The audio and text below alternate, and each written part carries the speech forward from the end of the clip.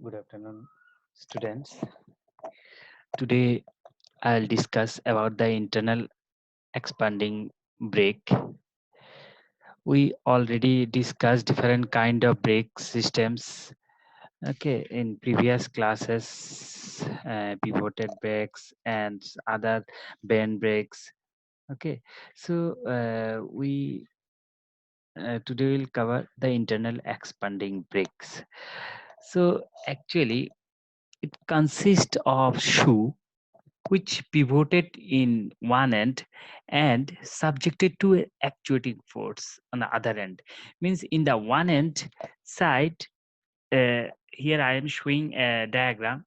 In this diagram, you will find that in the one end of this shoe brake, it is pivoted, and in the other side, the force will be exerted. Okay, and this is the friction lining. Okay, and this friction lining is fixed with the shoe, which completely assemble the shoe. Okay, and pivoted places inside the brake drum. Okay, so this is kind of internal brake shoe. So forces are typically applied over the brake drum.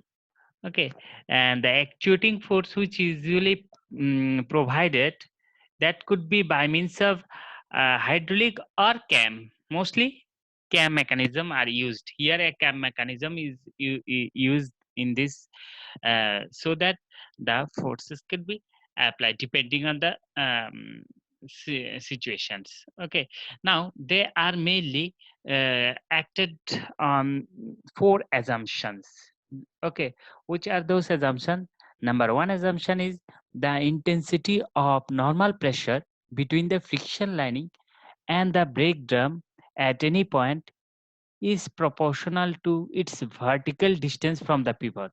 That means, so this is the point, this is the vertical distance. Okay, and this pressure intensity, normal pressure, is must be proportional to this vertical distance. Okay, and the breakdown and the shoe is rigid this is basic things, but first assumption is very important. Second, most of the case, the breakdown and shoes must be rigid, and we are not considering any centrifugal forces in these cases. And coefficient of friction also in whole lining, or we are considering whole coefficient of friction is constant. Okay, so so let us consider an elementary here. We are taking an elementary area. uh, okay, here we are taking an elementary area. Suppose this much area we have taken, and which makes an angle d theta with the center, and from the pivot point, this elementary area angle is phi. Sorry, the elementary area itself making d phi angles with the center, and the pivot point to this elementary area, this angle is d phi. So the what will be the area of this elementary area?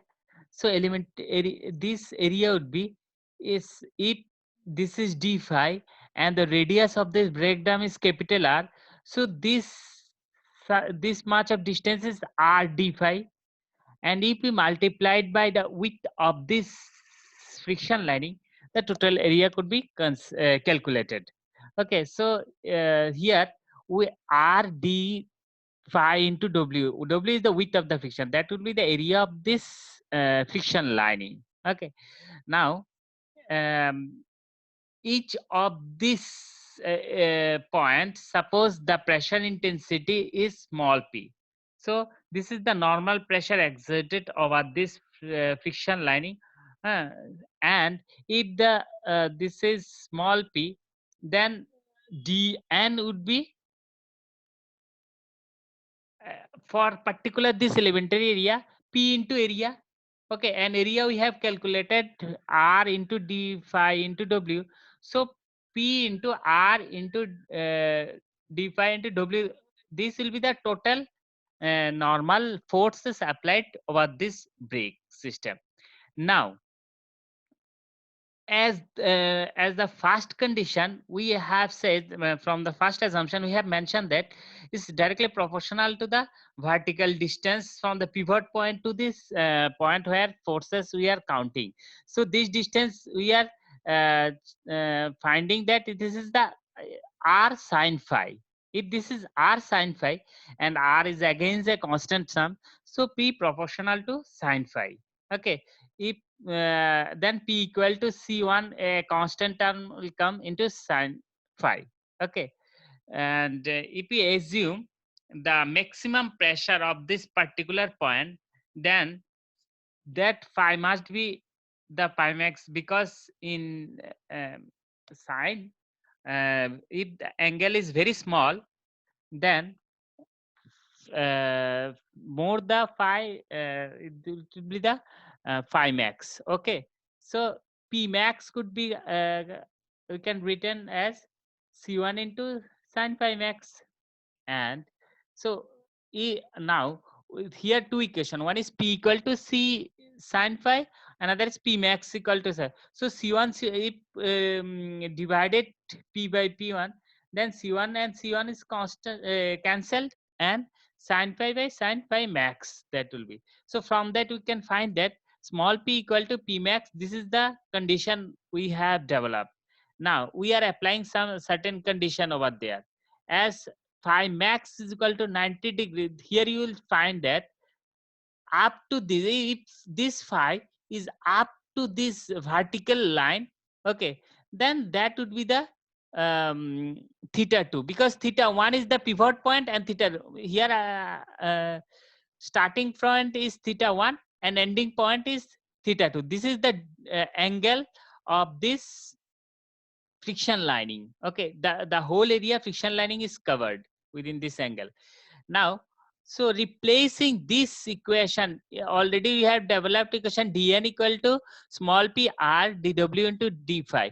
Here p will be replaced by the equation just now we have developed. So we can find that dn equal to p max r w by sine phi max into sine phi d phi. Okay. So this is the new normal reaction. Okay. Now, as we are, our main focus is to find the moment, because that would be developed due to the moment. So we can find the moment due to the frictional force, because in brake most of the action will be the due to the frictional force. So moment due to friction I can consider as this. So dn is multiplied by the mu. Okay. And this distance, so this is the force, frictional force, and into distance, force into distance, distance is this much of distance.